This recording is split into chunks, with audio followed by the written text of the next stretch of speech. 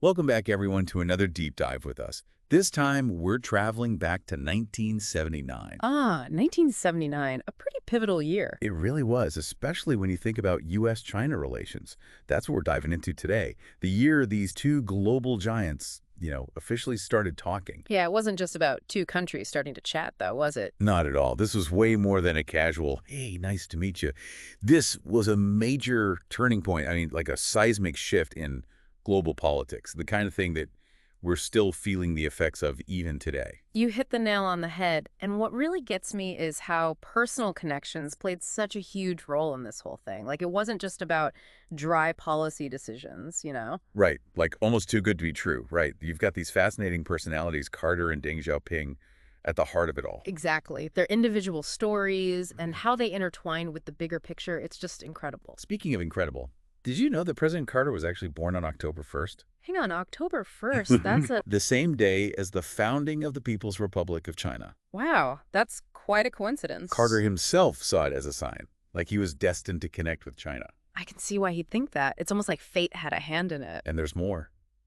Back in 1949, when Carter was a young naval officer stationed in Qingdao. Okay, wait, in China. In China, he was unknowingly in close proximity to, guess who? Let me think. 1949. China. It couldn't be. Deng Xiaoping.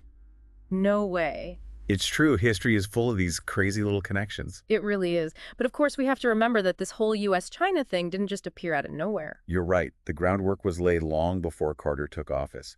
We can't forget about Nixon and Kissinger. Absolutely. They were the architects, really. Nixon and Kissinger saw this growing gap between China and the Soviet Union, and they were like, hold on, this is an opportunity. Classic Cold War maneuvering, right? Exactly. They realized that if they could get closer to China, it could totally shift the balance of power away from the Soviets. It was the start of what we call triangular diplomacy. Tricky stuff, playing two sides against each other. It was a very delicate dance. The U.S. trying to use its relationships with both China and the Soviets to, get ahead in the game. High stakes. And then, in December 1978, it happens, the big announcement. The U.S. and China will establish full diplomatic relations. Boom. The world was in shock. For sure. Especially in Beijing. Can you imagine the excitement? Decades of isolation, and suddenly they're on the world stage. It was a huge win for China. Huge win, but with a catch, right?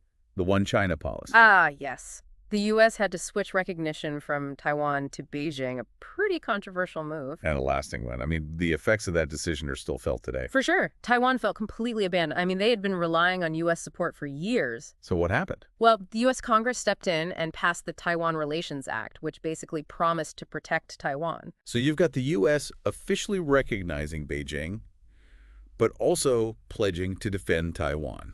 A bit of a contradiction, wouldn't you say? Totally. And that, my friends, is a recipe for tension, even decades later. You can say that again. But let's go back to Carter and Deng. They had completely different backgrounds, ideologies, the whole nine yards, yet they seemed to genuinely click. It's kind of amazing, isn't it? Like, how did these two very different leaders manage to build that kind of rapport? I think their personalities actually played a big part. Both were known for being pragmatics, straight shooters, not a lot of fluff, Yeah, get things done kind of guys. Exactly. And that shared style, I think, helped them build trust, which was essential given the, let's say, sensitive nature of what they were trying to achieve. And Deng was no fool. He saw this whole rapprochement with the U.S. as a chance to push forward his vision for China. He wanted to modernize China and bring it into the 20th century, and he knew the U.S. could be a key player in that. Makes sense. So how did he go about it? Well, he was very strategic about it. During his trip to the U.S., he went beyond the usual diplomatic stuff. He really tried to connect with the American people. I know what you're going to say, the cowboy hat. You got it. That iconic image of Deng at a Texas rodeo wearing a cowboy hat. Brilliant, wasn't it? Talk about symbolism. It totally changed the perception of him, right? From a stern communist leader to someone who was open to partnership. It was a masterstroke, and it paved the way for greater economic cooperation between the two countries. And speaking of economics, this rapprochement had a huge impact on that front, right? So, absolutely. Trade between the U.S. and China went through the roof. Like how much are we talking? Well, in 1978, before the official relations, bilateral trade was just over $1 billion. Okay, not insignificant, but But by 1985, it had jumped to over $8 billion. whoa, it's a massive increase. So everyone was happy, right? Win-win situation. Well, on the surface, yes, both economies benefited. China got access to American markets and technology, which helped fuel its growth. And the U.S. The U.S. got access to, well, everything else. Cheaper goods, a huge new market. Seems like a good deal. But, and there's always a but, right? Uh-oh. I sense a however coming on. However, this economic interdependence also set the stage for the, shall we say, complex challenges we see in the U.S.-China relationship today. Interesting. So this early cooperation is part of the story of how we got to where we are now with all the trade tensions and strategic rivalry. It's all connected, but one thing's for sure, Carter's commitment to China, it didn't end when he left office. That's right. He continued working with China through the Carter Center. Incredible, really. Promoting grassroots democracy, observing elections, training officials, he was dedicated to this relationship. It's pretty remarkable. One man with such a lasting impact on the relationship between two global superpowers. It really shows you the power of individual action on the world stage, and that understanding history, especially this period, is absolutely crucial if we want to navigate the complexities of today's world. Couldn't agree more. It really makes you think, about how things changed after those early days. China's economy started to boom, didn't it? It did, and at an incredible pace. As China opened up to the world, their economy just took off. Hmm. And that growth was partly thanks to the access they got to American markets and technology. Remember, that all came with the whole normalization of relations thing. Yeah, it's fascinating how those early decisions had such long-lasting effects. But I imagine all that growth in China would probably cause some anxiety back in the U.S. too, right? You're absolutely right. There were concerns about jobs moving overseas and that whole growing trade deficit with China. It became a real political issue. So how did all of that play out? Did the presidents who came after Carter, did they keep up his approach to China? Well, not exactly. I mean, they all understood that engaging with China was strategically important, but they also had to deal with the fact that China's political system and values, they were just so different from America. Right, like a whole different ballgame.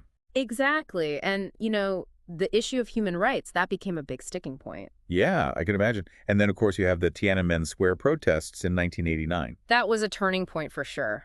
The world was horrified by the crackdown on those pro-democracy demonstrators, and it put a lot of pressure on the U.S. to rethink its relationship with China. So it wasn't just an economic or strategic issue anymore. It became a moral one, too. Absolutely. The whole incident really highlighted those deep differences in values and raised some serious questions, like, was it even right to be engaging with a regime that so clearly disregarded human rights? Tough question. So how did the U.S. actually respond to Tiananmen? Well, they imposed sanctions on China, and things definitely cooled off between the two countries for a while. But then again, those economic ties, they were already so deeply intertwined. And that strategic logic of engaging with China, especially to counterbalance the Soviet Union, that was still there. So it's like they couldn't just walk away, even if they wanted to.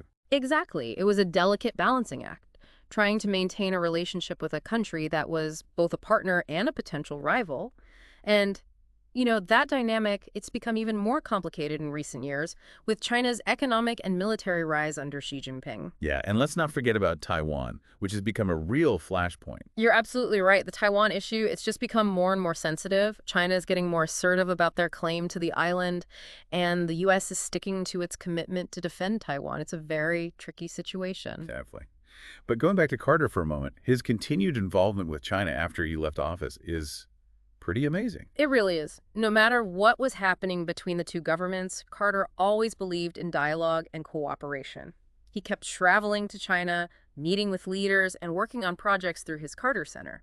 And remember, he even helped out after that terrible earthquake in Sichuan in 2008. It's like he was on a personal mission to build bridges between the U.S. and China. He really was.